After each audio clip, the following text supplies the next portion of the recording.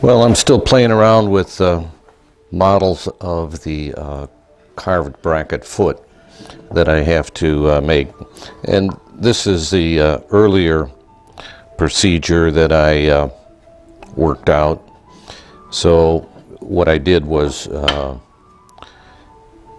cut this out on a bandsaw, and then I cut it out this direction, and then cut it out that direction.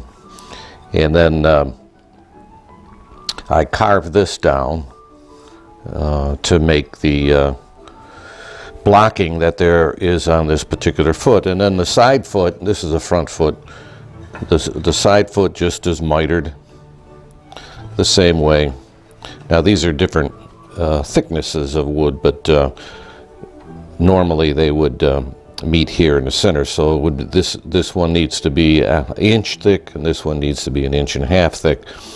And then I mitered them after I carved it, and the miters fit pretty good. And so that's one way of making them. So this is another way of doing it, and I'm debating whether or not, excuse me, that I'll do it, and that is to miter them first before the carving. So by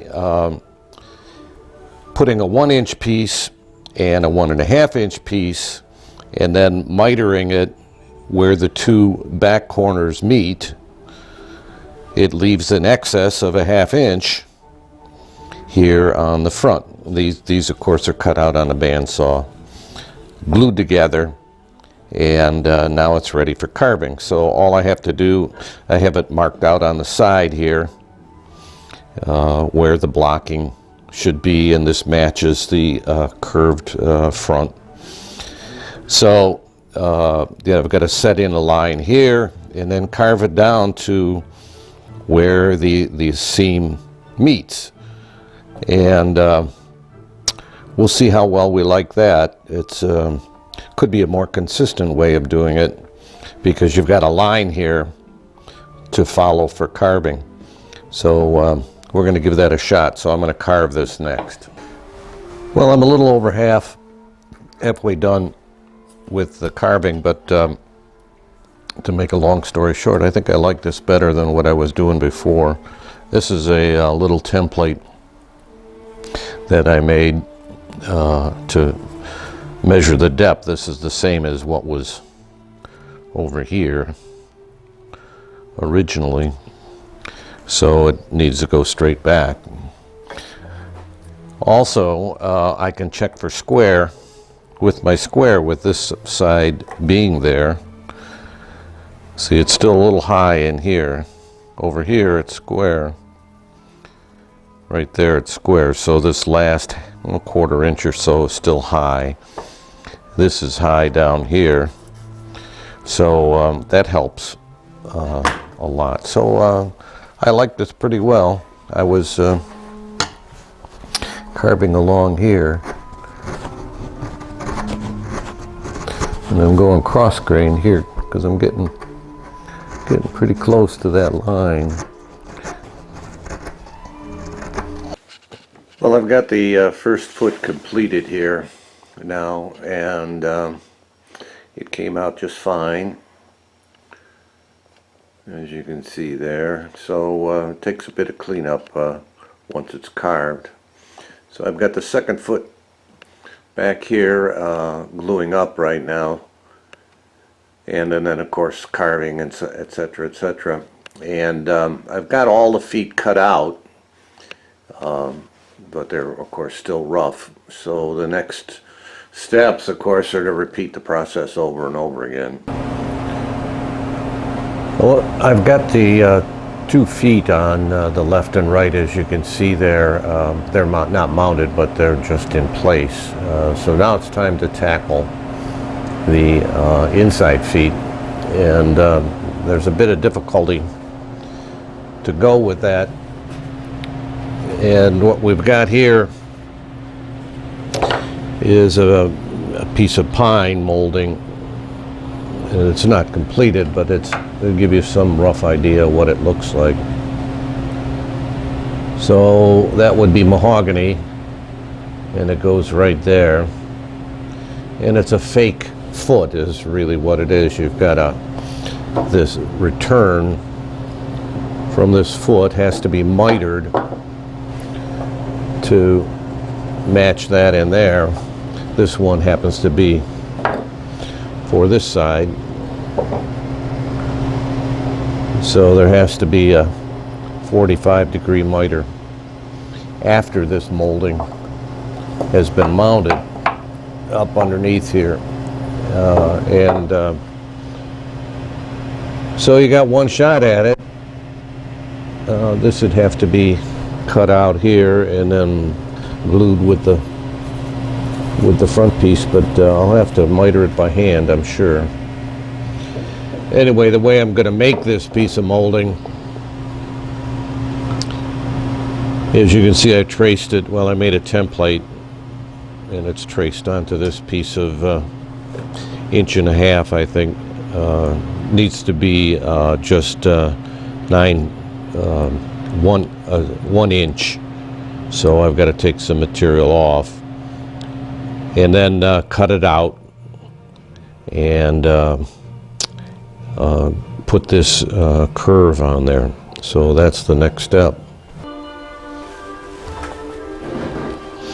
Well, I'm chopping out the dovetails on one of the back feet.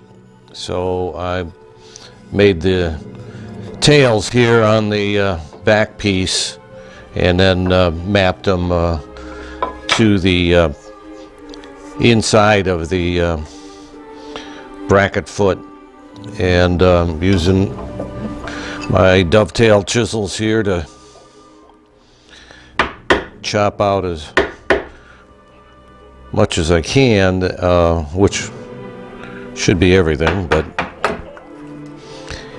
you can't cut them as deep as you would like because of this ridge that's down here, since it's a recessed dovetail. I was just cleaning up the last of the sockets there, so we'll see how well we did here.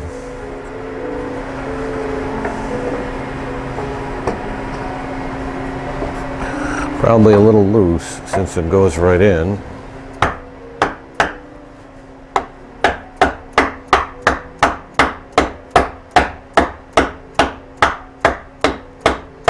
And most importantly, it's flush.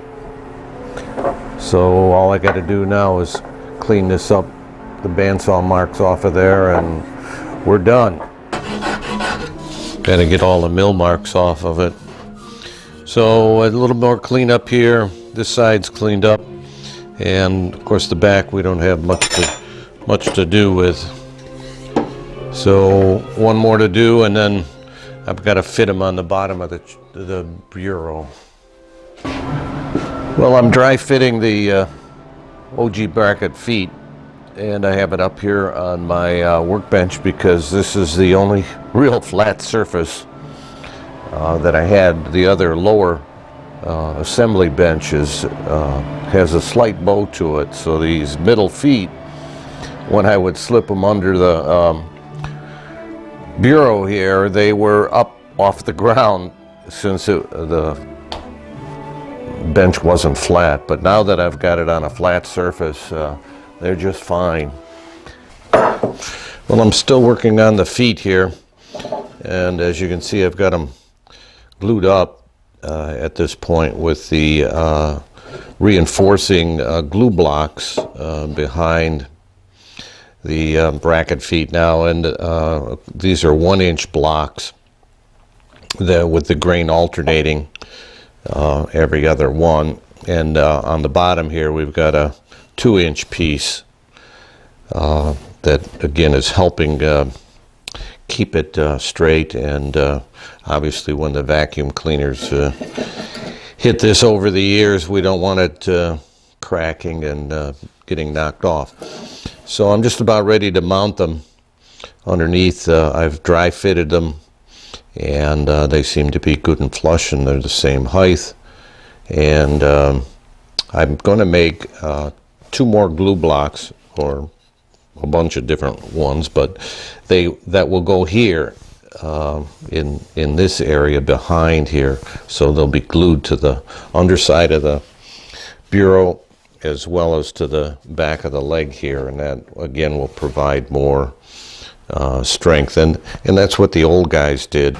Well, it's glue up day. I had to get back here so that I could get it all in, but just about every clamp, well, not every clamp that I own, but lots of clamps and lots of glue to get the feet and the glue blocks that are behind it all in place, and we'll let it set overnight, and tomorrow we'll turn it over and hope to God they're flat. Well, I've completed mounting the feet here. They're all glued on, and the miters came out pretty good here in the center. This was probably the most difficult piece to fit in there. Also, I added, which is on the original piece, you have to add a small piece of molding between the 2 feet here and get it to fit as best you can, but it's supposed to make it look like it's a single piece across here. There's another one over there. So the feet are officially complete, I think, at this moment, other than sanding for finishing. So now I'm going to start working on the top.